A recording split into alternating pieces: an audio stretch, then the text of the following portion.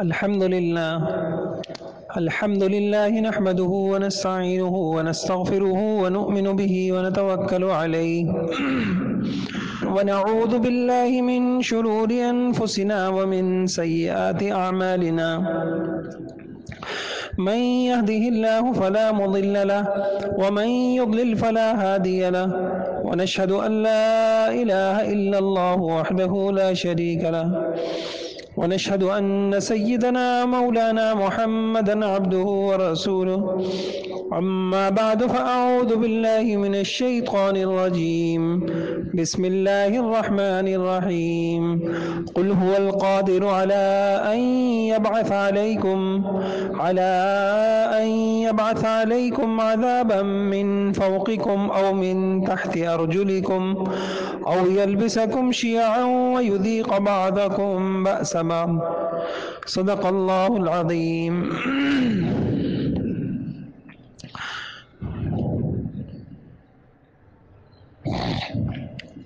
میرے محترم بھائیوں بزرگوں، رجب کا مہینہ ختم ہو رہا ہے، اس کے بعد شعبان کا مہینہ ہے،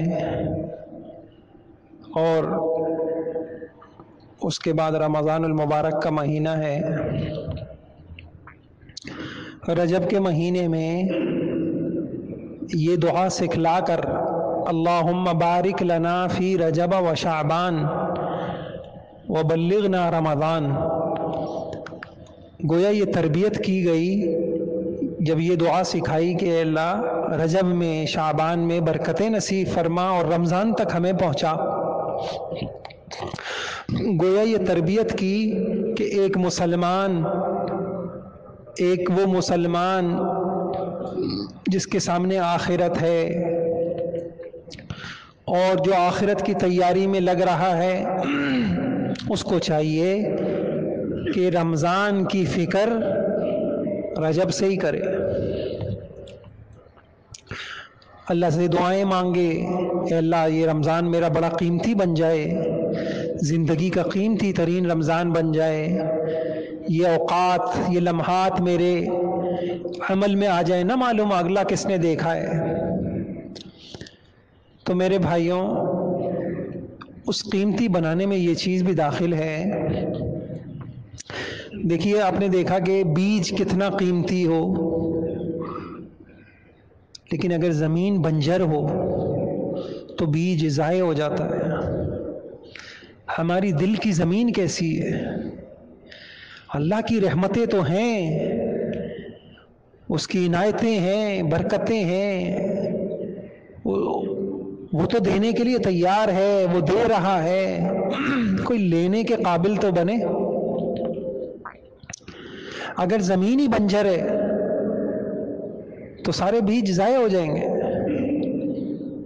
تو تھوڑا سا اللہ مجھے بھی توفیق عطا فرمائے، یہ جو 2 مہینے ہیں ہم اپنی زمین یعنی دل کی زمین اس کو تیار کریں،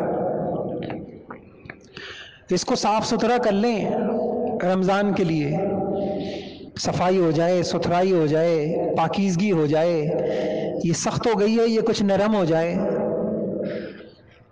تاکہ جب رمضان آئے تو اللہ کی رحمتیں ہم سب کو نصیب ہو جائے، ہم محروم نہ ہوں، ان بد نصیبوں میں سے نہ ہوں جن کے لیے حضور علیہ السلام نے بد دعائیں کی۔ میرے بھائیوں، زمین جو خراب ہوتی ہے دل کی، اس میں ایک بڑی چیز زمین اس دل کے اندر کینہ ہونا، بغض، نفرتیں، عداوتیں۔ ہم نے بہت سارے اسباب پیدا کر رکھے ہیں ان عداوتوں کے، اور شیطان نے ہمیں سجھا رکھے ہیں کہ تم صحیح ہو، اگر تمہارے دل میں کینہ ہے، بغض ہے، نفرت ہے تو یہ ہے ہی اسی قابل۔ شیطان نے ہمیں یہ باتیں سمجھا رکھی۔ کیوں؟ اس لیے کہ تم اس پارٹی کے ہو، وہ اس پارٹی کا ہے، تو تمہارا حق بنتا ہے کہ تم اس سے نفرت کرو، تم اس سے عداوت کرو، بغض رکھو۔ اس نے تمہارے ساتھ یوں کیا، اس نے یوں کیا، اس نے یوں کیا۔ انہی کینوں کے ساتھ ہم نمازیں بھی پڑھتے ہیں، ہم حج بھی کرتے ہیں، میرے بھائیوں، دل کی صفائی اللہ مجھے بھی نصیب فرما دے، آپ کو بھی نصیب فرما دے، یہ اللہ کا بڑا انعام ہے۔ اب کم ہی لوگ ایسے رہ گئے ہیں، آپ بھی اپنے ارد گرد دیکھیں جن کے متعلق دل گواہی دے کہ دل کے بڑے پاکیزہ ہیں، سب کے بڑے خیرخواہ ہیں، بے ضرر انسان ہیں، بہت ہی مثبت سوچ والے ہیں، بڑے پیاری سوچ والے ہیں، بڑے ملنسار ہیں۔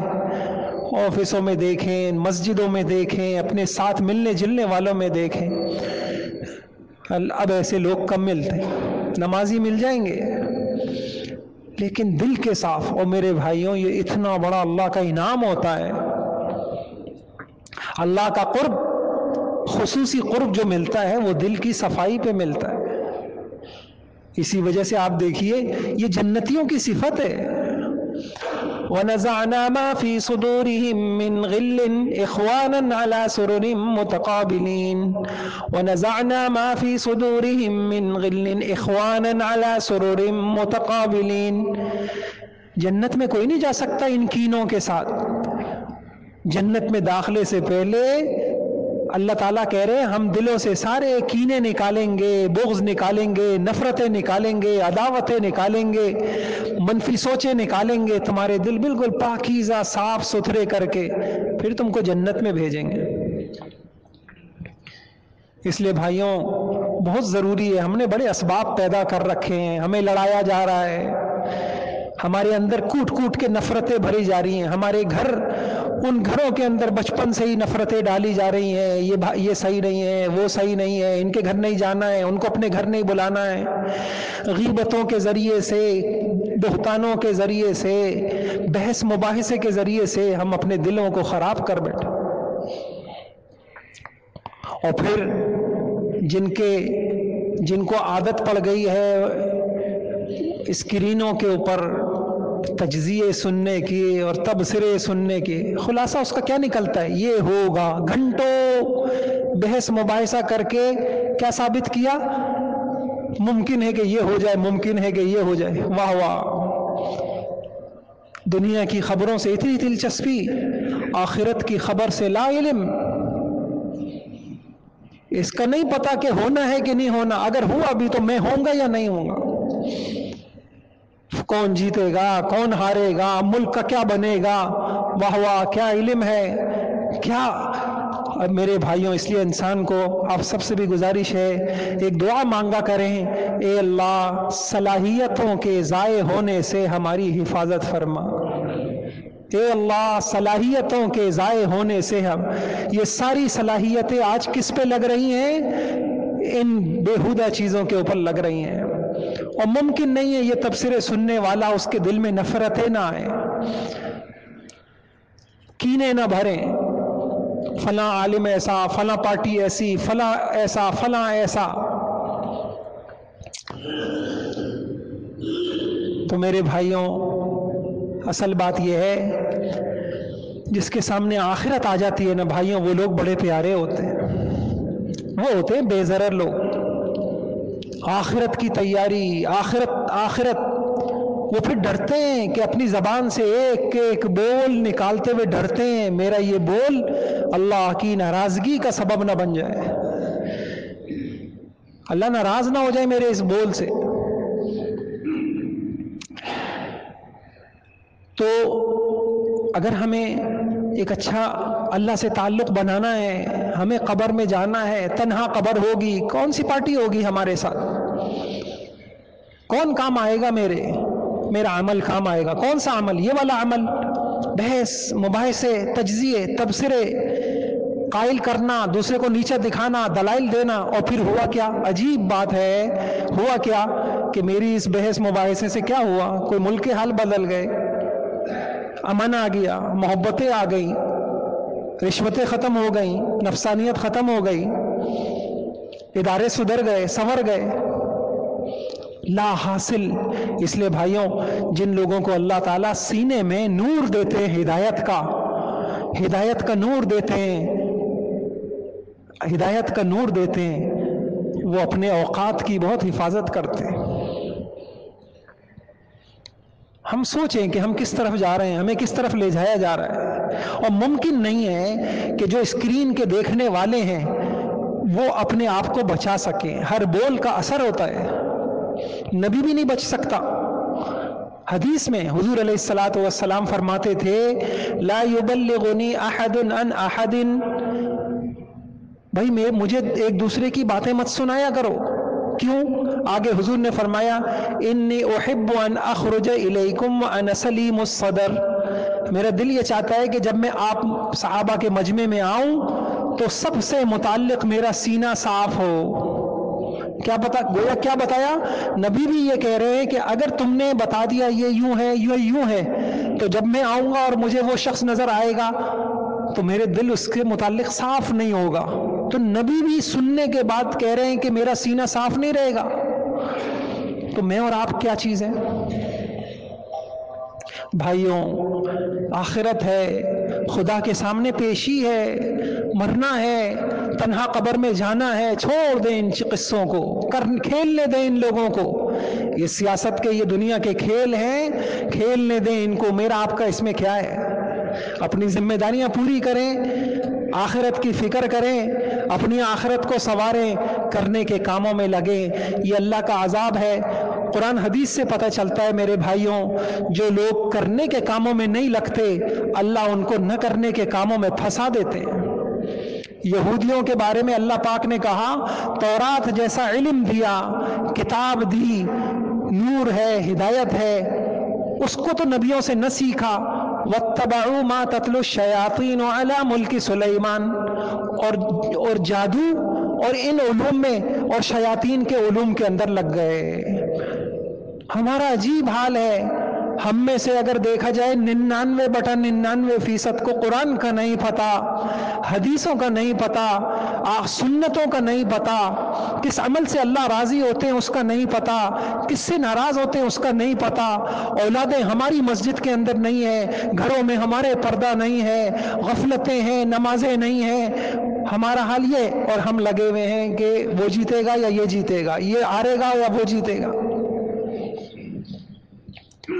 کاش کہ اتنا وقت ہم قرآن پہ لگا دیتے، کوئی تفسیر پڑھ لیتے علماء کی، کوئی مستند تفسیر اٹھاتے، ہم پڑھتے، سورہ بقرہ پڑھ لیتے، آل عمران پڑھ لیتے، نساء پڑھ لیتے، کوئی سنتیں سیکھ لیتے، کوئی دعا سیکھ لیتے، کچھ نفلیں پڑھ لیتے. تو بھائیوں، اپنے سینوں کو بچانا بہت ضروری ہے. اس لیے علماء نے لکھا ہے، یہ جو آتا ہے کہ ہر زمانے میں 500 ابدال ہوتے ہیں. جب ان میں سے کوئی مرتا ہے اللہ اس کی جگہ شام کے اندر ابدال ہوتے ہیں جو کائنات کے سب سے پاکیزہ لوگ ہوتے ہیں. تو میں نے ایک جگہ امام غزالی رحمۃ اللہ علیہ کا پڑھا کہ یہ ابدال کون ہوتے ہیں، تو فرمایا یہ لوگ اپنی عبادتوں میں دوسروں سے ممتاز نہیں ہوتے کہ رات بھر کھڑے ہیں عبادت کر رہے ہیں، دن بھر روزے رکھ رہے ہیں، ہر وقت ذکر کر رہے ہیں. نہیں، عبادتوں میں یہ دوسروں سے ممتاز نہیں ہوتے. پھر کس چیز میں ممتاز ہوتے؟ وہ دل کی صفائی میں دوسروں سے ممتاز ہوتے. ان کے دل بڑے صاف ہوتے، دل بڑے پاکیزہ ہوتے ہیں. اللہ تعالیٰ مجھے اور آپ کو ایسے سینے نصیب فرما دے. اور اللہ کی قسم، جس خوش نصیب کو اللہ تعالیٰ ایسے سینے دے گا اس کی دنیا بھی راحت کی ہوگی، اس کی موت بھی بڑی شاندار ہو. ابو دجانہ رضی اللہ تعالیٰ عنہ صحابی ہیں، موت کا وقت ہے، چہرہ چاند کی طرح چمک رہا ہے. صحابہ کے چہرے پہ کیا نور ہوں گے. اور ان صحابہ نے بھی محسوس کیا کہ ابو دجانہ ان کا چہرہ یہ تو دوسروں مرنے والوں کے چہرے سے بھی ممتاز ہے. تو کسی نے پوچھا ابو دجانہ چہرے کا نور علامت ہے کہ دل کے اندر نور ہے. اللہ تعالیٰ اللہ والوں کو نصیب فرماتے ہیں ان کی راتوں کے سجدے، ان کے دل کی صفائی، اللہ تعالیٰ وہ نور. اس لیے آپ نے پڑھا حدیث میں آتا ہے جو 100 مرتبہ لا الہ الا اللہ لا الہ الا اللہ یہ پڑھے گا کل قیامت میں ایسے اٹھے گا کہ اس کا چہرہ 14ویں رات کے چاند کی طرح نورانی ہوگا. جس طریقے سے ایمرجنسی لائٹ ہوتی ہے، اب آپ اس کے اندر جو ہے اس کو چارج پہ لگائے ہوئے ہیں تو اس وقت پتہ نہیں چل رہا، جب لائٹ جائے گی پتہ چل جائے گا جی ہاں جی اس کے اندر چارجنگ ہے۔ تو ابو دجانہ رضی اللہ تعالیٰ عنہ، موت کا وقت ہے، چہرہ روشن۔ ابو دجانہ آپ کا کیا عمل ہے کہ آپ کا چہرہ ایسا خوبصورت ہو رہا ہے کہ صحابہ نے بھی اپنے صحابہ بھی وہاں اس زمانے میں مرتے تھے، شہادتیں ہوتی تھی، لیکن یہ ابو دجانہ کا چہرہ ایسا ہے۔ تو کہا میرا دل صاف ہے اور میں لایانی نہیں کرتا، لایانی نہیں کرتا۔ دل کی جو علماء نے لکھا ہے، چند چیزوں سے دل سخت ہو جاتا ہے، اور یہ جو دل کی سختی ہے نا بھائیوں، یہ جو دل کی سختی ہے جو آج زبانوں کے اوپر آ جاتی ہے، لہجے کرخت، ہر ایک سے لڑنے مرنے کے لیے تیار، اللہ یہ ہمارے حال پہ رحم فرمائے، یہ اللہ کا عذاب ہوتا ہے۔ بنی اسرائیلیوں نے، یہودیوں نے، یہود و نصارہ نے جب آسمانی تعلیمات کی ناقدری کی تو اللہ تعالیٰ نے قرآن میں کہا کہ میں نے ان کو کیا عذاب دیا؟ فَبِمَا نَقْضِهِمْ مِيثَاقَهُمْ لَعَنَّاهُمْ وَجَعَلْنَا قُلُوبَهُمْ قَاسِيَةً، جب انہوں نے نقض عہد کیا، وعدہ خلافی کی، شریعت پہ نہیں چلے، حکموں کو توڑا، نمازوں کو چھوڑا، تو کیا کیا؟ اللہ کہہ رہے انہوں نے مجھ سے وعدہ خلافی کی، میں نے ان کے دل سخت کر دیے، دل سخت ہوئے پڑے ہیں، سخت ہوئے ہیں، برداشت نہیں ہے، نفرتوں سے، کینوں سے، دنیا کی محبتوں سے، اور دل سخت ہوتے ہیں لایانی سے۔ بحث مباحثہ میں آپ کو کیا بتاؤں، وہ تو جس کو اللہ تعالیٰ دل کی نرمی دیں گے اس کو پتہ چلے گا کہ لمحے بھر کی بحث اس سے دل کتنا کالا ہوتا ہے۔ لایانی سے دل سخت ہو جاتے ہیں۔ صرف ایک ایسا جملہ آپ نے بول دیا جس جملہ بولنے کی نہ آپ کو دنیا کے اعتبار سے ضرورت تھی نہ آخرت کے اعتبار سے، دل سخت ہو جائیں گے۔ اس لیے ایک حدیث میں آتا ہے کہ اذا رأيتم رجلا يعطى قلة منطقي زهدا وقلة منطقي فاقتربوا منه فإنه يلقن الحكمة، جب تمہیں کوئی ایسا بندہ مل جائے کہ تمہارا دل گواہی دے کہ اس بندے کو اللہ تعالیٰ نے دنیا کی بے رغبتی دی ہے، دنیا کا حریص نہیں ہے، اور نمبر 2 قلت منطقی، باتیں کم کرتا ہے، زبان اس کی بند رہتی ہے، فَاقْتَرِبُوا مِنْ، ایسے کو دوست بناؤ، ایسی کی صحبت میں رہو، ایسے بندے کے پاس بیٹھو، ایسے بندے کو غنیمت سمجھو۔ کیوں؟ فَإِنَّهُ يُلَقَّنُ الْحِكْمَةَ، ایسے لوگوں کو اللہ حکمت کی باتیں القاء کرتے ہیں۔ ایسا بندہ، اس کے تجزیے صحیح ہوں گے، اس کے تبصرے صحیح ہوں گے۔ یہ بڑبڑیاں یہ آپ حدیثوں میں سنیں گے، ہمیں ایک عجیب ہے کہ وہاں بٹھا دیا اور اسکرین کے اوپر اور تیز بولے چلے جا رہے، کسی کو بولنے نہیں دے رہے، سمجھ رہے ہیں۔ میرے بھائیوں، جس نے قرآن حدیث پڑھی ہوگی اس کو سمجھ میں آئے گا، حضور صلی اللہ علیہ وسلم نے تو قرب قیامت کی سرسار، ایسے لوگوں کو سرسار کہتے ہیں۔ حدیث کے اندر آپ پڑھیے، حدیث میں تو یہ قیامت کی علامت ہے، بدترین لوگ ہیں۔ بھائیوں، اس زبان سے وہی بات بولیں جس سے امت میں جوڑ پیدا ہو، نفرتیں پیدا نہ ہو۔ ہمارے اسی لیے حدیث میں آیا، اللہ نے توفیق دی، فتن کے اوپر میں نے کتاب لکھی تو میں نے حدیثوں سے جمع کیا کون لوگ فتنے میں مبتلا ہوتے ہیں، کس فتنے سے بچنے کے طریقے کیا ہیں۔ تو حضور علیہ السلام نے کہا ایک وقت آئے گا کہ زبان کھولنا وہ تلوار سے زیادہ خطرناک ہوگا۔ یہ زبان کاٹ کے رکھ دیا ہے ہمیں خاندانی اعتبار سے۔ کیا ہے؟ عورتوں کو یہ سمجھ میں آ جائے گھروں میں، ہماری گھروں کی زندگی خوبصورت ہو جائے، کب بولنا ہے کب خاموش رہنا ہے۔ بھائیوں، بولنا بہت سیکھ لیا، خاموش رہنا یہ اللہ کی نعمت ہے، یہ اللہ کی نعمت ہے۔ اعراض میں آپ حیران ہوں گے، قرآن تو پڑھیے آپ، اللہ تعالیٰ کیا کہتے ہیں؟ اللہ تعالیٰ نے فَأَعْرِضْ عَنْهُمْ وَعِظْهُمْ وَقُلْ لَهُمْ فِي أَنفُسِهِمْ قَوْلًا بَلِيغًا۔ اللہ تعالیٰ حضور علیہ السلام کو منافقین کے بارے میں بھی کہہ رہے ہیں، بحث نہ کریں آپ ان سے، بحث نہ کریں۔ نفاق حضور علیہ السلام کو تو پتا تھا صحیح کون غلط کون۔ آج ہم سب قائل کرنے پہ لگے ہوئے ہیں، بحثوں پہ لگے ہوئے ہیں. جو میں سوچ رہا ہوں وہ تم کیوں نہیں سوچ رہے، جو میری پسند ہے وہ تمہاری پسند کیوں نہیں ہے، جس لیڈر کو میں پسند کرتا ہوں تم کیوں نہیں کرتے. اور ہم نے اپنے سینوں کا، اپنے گھروں کا، اپنے خاندانوں کا ستیہ ناش کر لیا، ہمیں پتہ ہی نہیں، ہمیں پتہ ہی نہیں.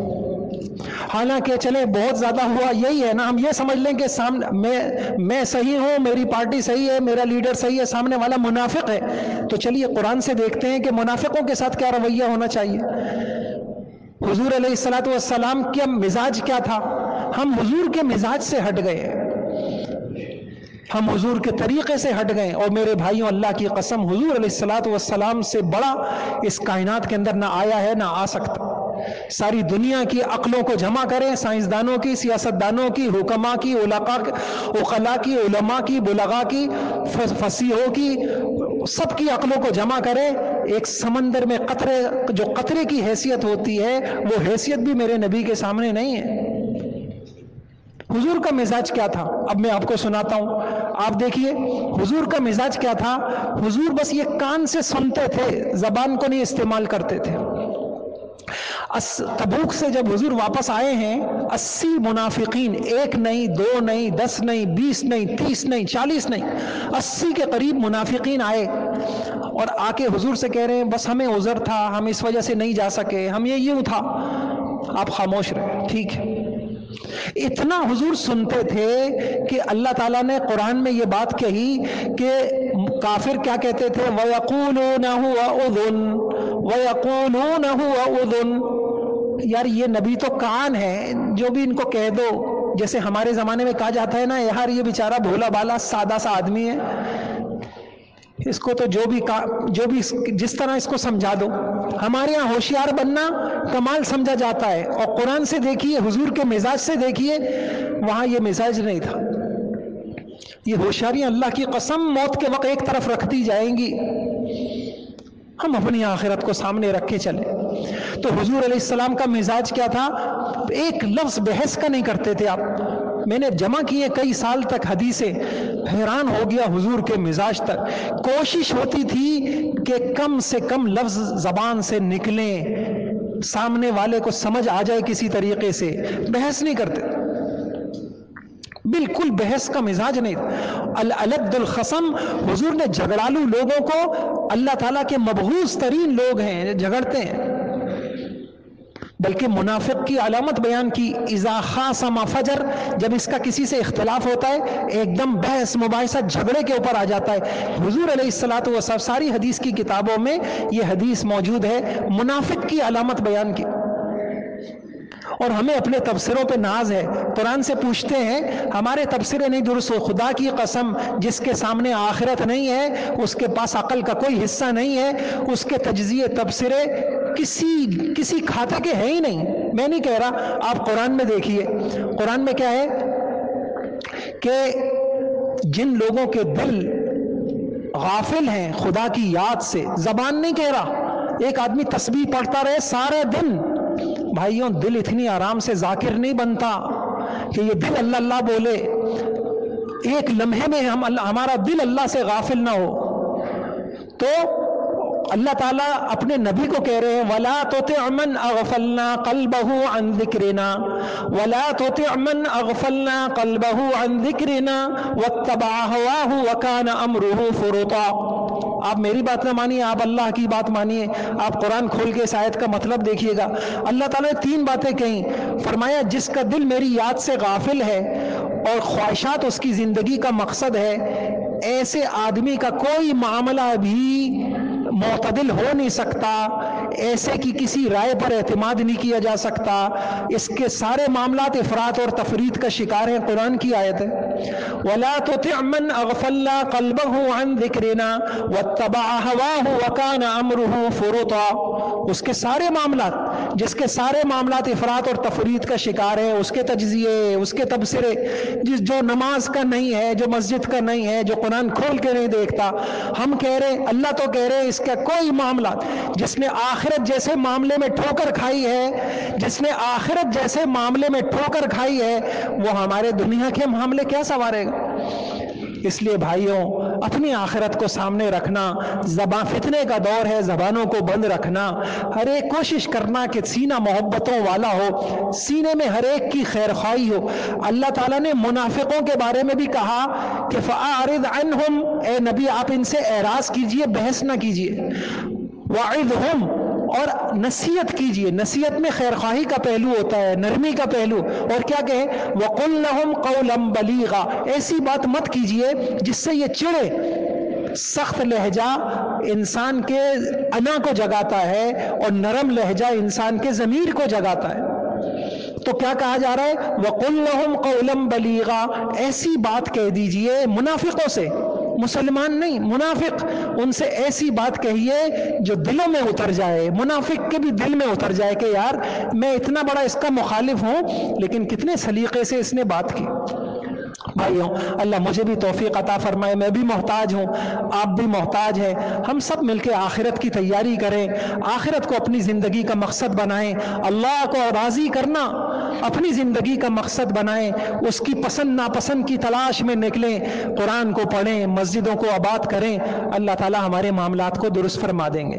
اللہ ہم سب کو محبت کے ساتھ، اپنائیت کے ساتھ جینے کی توفیق عطا فرمائے، اور ایک دعا کا کثرت سے اہتمام کیا کیجئے، اللہ مجھے بھی توفیق عطا فرمائے۔ ربنا لا تجعل في قلوبنا غلا للذین آمنوا ربنا انک رؤوف الرحیم، اے اللہ ہمارے سینے سے نفرتیں نکال دے، ہمارے سینے سے نفرتیں نکال دے، ہمارے سینوں سے کینے نکال دے۔ اللہ تعالیٰ سے دعا ہے اللہ تعالیٰ ہمیں ایسا پاکیزہ دل نصیب فرما دے جس دل پہ خدا کی رحمتیں ہر وقت اثر کرے۔ میں قسم کھا کے کہہ رہا ہوں میری پسند کی پارٹی جیت بھی گئی، مجھ سے میرے اللہ راضی نہ ہوئے، میرے دل میں سکون نہیں آئے گا، میرے گھر میں محبتیں نہیں آئیں گی، میرے کاروبار میں برکتیں نہیں آئیں گی۔ مقصد تو اللہ سے کوئی جنگ نہیں لڑ سکتا، اس کی رضا کو ہم سب مل کے اپنی زندگی کا مقصد بنائیں، اس کے حکموں کو زندہ کریں، اور وہ دین جو ہمیں پسند، جو ہمارے لیے مشکل ہے، اس دین کے اوپر بھی چلنے کی کوشش کریں۔ آج ہم پسند کے دین کو اپنا لیتے ہیں، اور جو دین ہمیں پسند نہیں ہوتا ہم اس کو مشکل سمجھتے ہیں، اس کو ہم ایک کنارے لگا دیتے ہیں۔ اللہ تعالیٰ مجھے بھی آپ کو بھی عمل کی توفیق عطا فرمائے۔